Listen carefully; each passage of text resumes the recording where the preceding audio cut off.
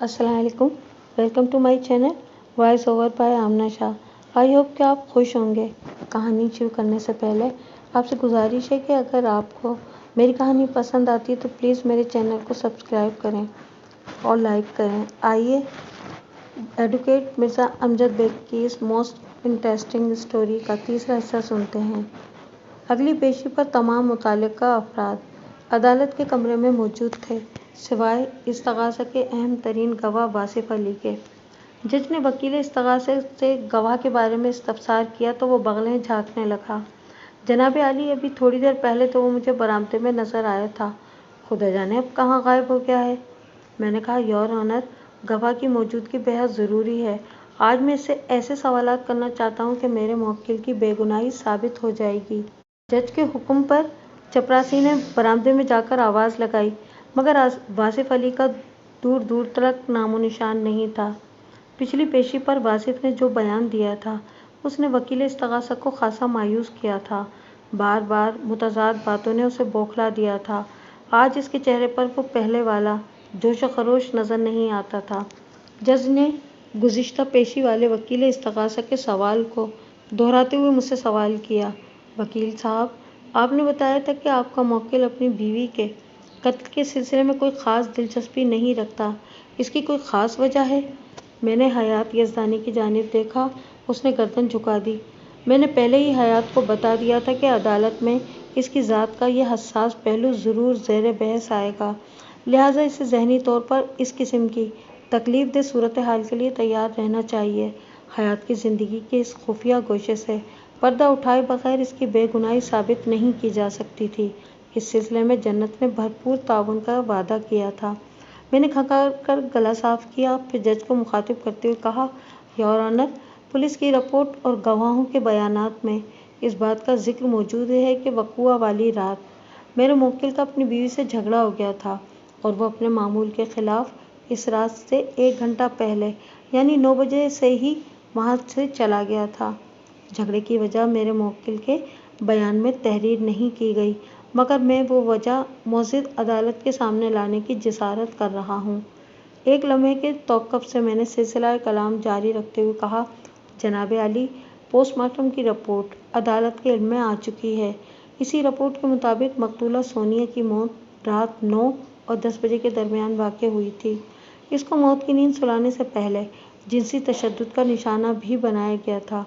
Postmortem की report में यह भी लिखा हुआ है कि मक़तूला 3 माह की हामिला थी और यही वो ख़ास बात है जो मेरे मुवक्किल को बेगुनाह साबित करती है। इसी बात पर इनके दरमियान झगड़ा हुआ था। इसमें झगड़े वाली कौन सी बात है? जज ने सवाल किया।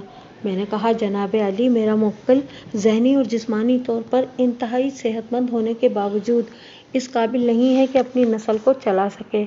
इस बात की गवाही के लिए इसकी पहली बीवी जन्नत का बयान काफ़ी होगा।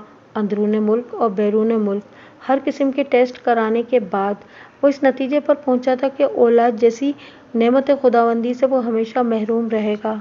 साहब, औलाद होने के लिए मतलूबा जरसूमे इसमें नापेद थे और किसी भी किस्म के इलाज से पैदा नहीं किए जा सकते थे।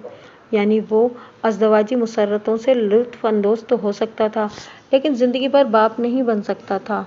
मुवक्किल के मुताबिक वक़ुआ की रात जब सोनिया ने उसे ये खुशखबरी सुनाई कि वो बाप बनने वाला है तो उसका दिमाग घूम कर रह गया। उसने तेश के आलम में कहा कि ये मुमकिन नहीं है। क्यों मुमकिन नहीं है? सोनिया ने जवाबन गुस्से में कहा, हम 6 माह से मियाँ बीवी की हैसियत से रह रहे हैं, ऐसा तो होना ही था। हयात ने कोई जवाब नहीं दिया और गुस्से में पाँव पटकता हुआ वहाँ से चला आया।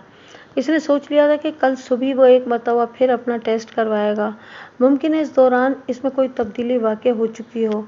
वो दरवाजे से निकल रहा था कि सोनिया ने कहा, अजीब आदमी हो तुम भी।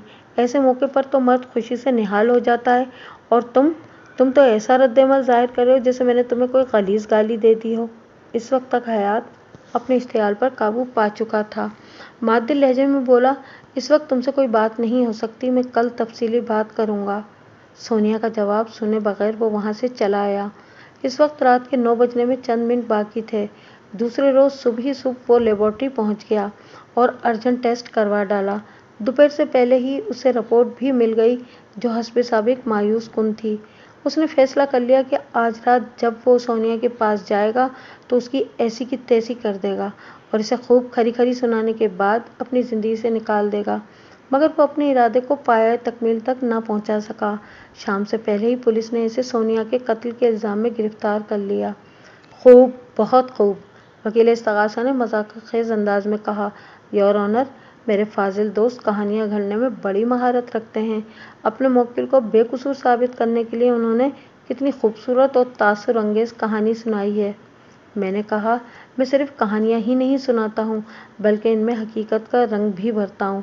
پھر میں نے جج کو مخاطب کرتے ہوئے کہا، جناب عالی، میں نے ابھی ابھی عدالت میں بقول میرے فاضل دوست جو خوبصورت کہانی سنائی ہے، اس میں حقیقت کا رنگ بھرنے کے لیے میرے موکل کی پہلی بیوی جنت اس وقت عدالت میں موجود ہے۔ جنت اور حیات میں 8 سالہ ازدواجی رفاقت ہے، مگر وہ ہنوز اولاد جیسی نعمت سے محروم ہے۔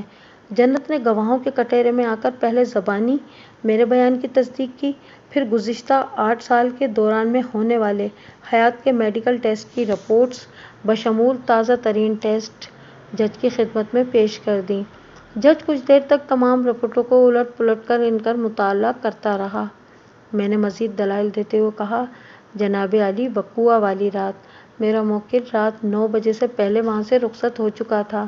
اس بات کی تصدیق امجد حسین شیر فروش کے بیان سے بھی ہوتی ہے کہ حیات سونیا کے وہاں سے چلے جانے کے بعد ہلاک کی گئی تھی۔ پوسٹ مارٹم رپورٹ کی رپورٹ میں لکھا ہوا ہے کہ پہلے اس کا گلا گھونٹا گیا، پھر اس کو جنسی زیادتی کا نشانہ بنانے کے بعد سینے میں 2 گولیاں اتار کر موت کے گھاٹ اتار دیا گیا۔ مقتولہ کے جسم سے برآمد ہونے والی گولیاں 3.2 کے ریوالور سے چلائی گئی ہیں، جبکہ حیات کی ملکیت میں جو ریوالور ہے وہ 2.5 کا ہے۔ اس سے یہ بات بھی ثابت ہوتی ہے کہ قاتل کوئی اور ہے۔ میں نے ایک لمحے کے توقف سے اپنی بات جاری رکھی، جناب عالی، گواہ نعمت علی کے بیان کے مطابق وقوعہ کے وقت غیر موجود گواہ واصف علی موقع واردات کے پاس پریشانی کے عالم میں ٹہلتا ہوا پایا گیا ہے۔ بعد ازاں واصف علی نے اس بات کا اقرار بھی کیا ہے۔ یہ بات عدالت کے ریکارڈ پر موجود ہے، مگر اس اقرار کے ساتھ ساتھ گواہ واصف علی نے مقتولہ سونیا سے منسوب کر کے ایک دلچسپ کہانی بھی سنائی ہے۔ اس کے علاوہ بھی اس نے بار بار بیان بدل کر جو مختلف النوع کہانیاں سنائی ہیں، ان کی تصدیق یا تردید صرف اور صرف ایک ہستی کر سکتی تھی جو اب اس دنیا میں نہیں رہی، یعنی مقتولہ سونیا۔ میں نے اپنے دلائل جاری رکھتے ہوئے کہا، جناب عالی، استغاثہ کے گواہ واصف علی کی شخصیت اس کیس میں پہلے ہی مشکوک ہو چکی ہے، کیونکہ سونیا نے اسے ٹھکرا کر اس کے دشمن حیات یزدانی سے شادی کر کے جلتی پر تیل کا کام کیا تھا۔ ایسی صورت میں اس بات میں شبے کی کوئی گنجائش نہیں ہے کہ وہ سونیا اور حیات کے لیے اپنے دل میں بے پناہ نفرت رکھتا تھا، اور موقع ملنے پر نفرت کو انتقام میں بدلتے ہوئے دیر نہیں لگتی۔ پھر قتل کرنے سے پہلے مقتولہ کے ساتھ جس درندگی کا مظاہرہ کیا گیا ہے وہ کسی ناآسودہ منتقم المزاج جنونی کا کارنامہ تو ہو سکتا ہے، لیکن کوئی شوہر اپنی بیوی کے ساتھ ایسا سلوک ہرگز نہیں کر سکتا۔ جج بڑی توجہ سے میرے دلائل سن رہا تھا۔ حیات یزدانی کی گردن بدستور جھکی ہوئی تھی۔ بھری عدالت میں اس کا ایک انتہائی ذاتی راز افشاں ہو گیا تھا، مگر یہ سب کچھ انتہائی مجبوری کے عالم میں کیا گیا تھا۔ دوسری صورت میں حیات کی گردن پوری طرح پھنسی ہوئی نظر آ رہی تھی۔ عدالت میں موجود تمام افراد کی نگاہیں مجھ پر لگی ہوئی تھیں۔ جنت کے چہرے پر اطمینان و سکون کے تاثرات اپنی بہار دکھا رہے تھے۔ یور آنر، میں نے سلسلہ کلام جاری رکھتے ہوئے کہا، میری معزز عدالت سے استدعا ہے کہ گواہ واصف علی کو فوراً بازیاب کروایا جائے اور پولیس کو تاکید کی جائے کہ وہ اسے شامل تفتیش کر کے حقائق کو جاننے کی کوشش کرے تاکہ انصاف کے تقاضے پورے کیے جا سکیں۔ That's all your owner. جج خاصی دیر تک اپنے سامنے پھیلے ہوئے کاغذات کو الٹ پلٹ کر دیکھتا رہا۔ وہ حیات یزدانی کی میڈیکل رپورٹس کو کئی بار پڑھ چکا تھا۔ میں نے محسوس کیا کہ وہ میرے دلائل سے خاصا متاثر نظر آ رہا تھا۔ وکیل استغاثہ کو تو جیسے سانپ سونگھ گیا تھا۔ وہ اپنی مخصوص سیٹ پر بیٹھا بیزاری سے پہلو بدل رہا تھا۔ جج نے وکیل استغاثہ کو مخاطب کرتے ہوئے پوچھا، آپ کچھ کہنا چاہتے ہیں وکیل صاحب؟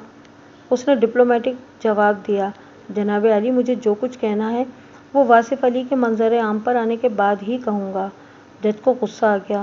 اس نے متعلقہ عدالتی عملے کو ہدایت کی کہ وہ استغاثہ کے گواہ واصف علی کے قابل ضمانت وارنٹ گرفتاری جاری کر دیں۔ پھر تفتیشی افسر کو حکم دیا کہ وہ واصف علی کو جلد سے جلد گرفتار کر کے عدالت میں پیش کرے۔ وکیل استغاثہ نے 1 ہفتے کی تاریخ لینا چاہی مگر جج نے اس کی درخواست مسترد کر دی۔ انویسٹیگیشن آفیسر جو ایک ASI تھا ہمارے ساتھ ہی عدالت کے کمرے سے باہر آیا تھا۔ میں نے اس کے پاس سے گزرتے ہوئے کہا، اگر آپ چاہیں تو میں آپ کے بہت کام آ سکتا ہوں۔ اس نے سوالیہ نظروں سے میری جانب دیکھا۔ میں نے کہا، میں آپ کو بتا سکتا ہوں کہ واصف علی آپ کو کہاں ملے گا۔ اس کی تلاش میں آپ کو لمبے چوڑے چھاپوں کی ضرورت نہیں پڑے گی۔ آپ اپنے کام سے کام رکھیں وکیل صاحب، ہم اپنا کام بخوبی جانتے ہیں، وہ طنزیہ لہجے میں بولا۔ میں نے بے نیازی سے کندھے اچکاتے ہوئے کہا، ٹھیک ہے جیسے آپ کی مرضی، میں تو آپ کا بھلا چاہ رہا تھا۔ بہت بہت شکریہ، اس نے کہا اور جلدی سے آگے بڑھ گیا۔ حیات یزدانی خاصا پجمردہ نظر آ رہا تھا۔ بھری عدالت میں اسے خاصی خفت اٹھانا پڑی تھی۔ وہ خاموشی کے ساتھ چلتا ہوا اپنی گاڑی کی جانب بڑھ رہا تھا۔ جنت نے مجھ سے پوچھا، بیگ صاحب، مجھے تو شک ہے کہ قتل اسی نامراد واصف نے کیا ہوگا۔ آپ کو شک ہے، لیکن حالات و واقعات کی روشنی میں میرا تجربہ بتاتا ہے کہ یقیناً قتل اسی نے کیا ہے یا کسی نہ کسی حوالے سے اس قتل میں اس کا ہاتھ ضرور ہے۔ آج آپ نے بہت جاندار دلائل دیے ہیں، جنت نے توصیفی لہجے میں کہا۔ حیات نے شکایتی نظروں سے اسے گھورا مگر وہ اس کی نظروں کی پرواہ کیے بغیر بولی۔ جج خاصا متاثر نظر آ رہا تھا۔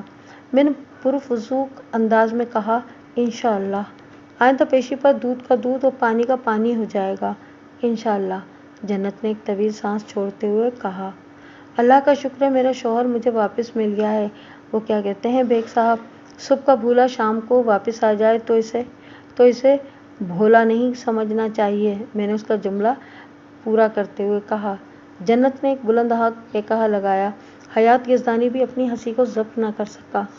دوسرے روز پولیس نے واصف علی کو گرفتار کر کے عدالت میں پیش کر دیا۔ پولیس نے گزشتہ رات اس کے گھر پہ چھاپا مارا تھا۔ گھر کی تلاشی کے دوران میں پولیس کو اشاریہ 3 کا ایک ریوالور بھی مل گیا تھا۔ واصف علی نے وہ ریوالور اپنے بیڈ میں فوم کے گدے کے نیچے ہارڈ بورڈ کے تختوں کے درمیان چھپا رکھا تھا۔ پولیس نے مذکورہ ریوالور کو لیبارٹری ٹیسٹ کے لیے بھجوا دیا اور واصف علی کو عدالت میں پیش کر کے 7 روز کا ریمانڈ حاصل کر لیا۔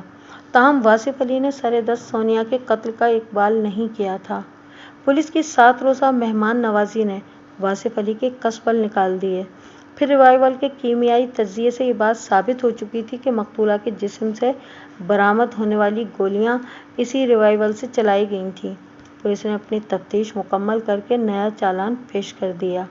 اس کے بعد جو کچھ ہوا وہ محض ضابطے کی کارروائی تھی۔ واصف علی کے پاس فرار کا کوئی راستہ نہیں بچا تھا۔ اس نے اقبال جرم کر لیا اور بھری عدالت میں بآواز بلند کہا، مجھے اپنے اس فعل پر کوئی شرمندگی نہیں ہے، میں نے جو کچھ بھی کیا ٹھیک کیا۔ مقتولہ اس سے بھی بدتر سلوک کی مستحق تھی۔ مجھے بس ایک ہی افسوس ہے کہ میں حیات کو کوئی نقصان پہنچانے میں کامیاب نہیں ہو سکا۔ اگر زندگی نے وفا کی اور مجھے موقع ملا تو میں وہ دانستہ جملہ ادھورا چھوڑ کر خوابخوار نظروں سے حیات یزدانی کو گھورنے لگا۔ اس کی آنکھوں میں حیوانی چمک نظر آ رہی تھی۔ اس کے انداز سے محسوس ہو رہا تھا کہ اگر اسے آزاد کر دیا جائے تو وہ ابھی حیات یزدانی کو چیر پھاڑ کر رکھ دے گا۔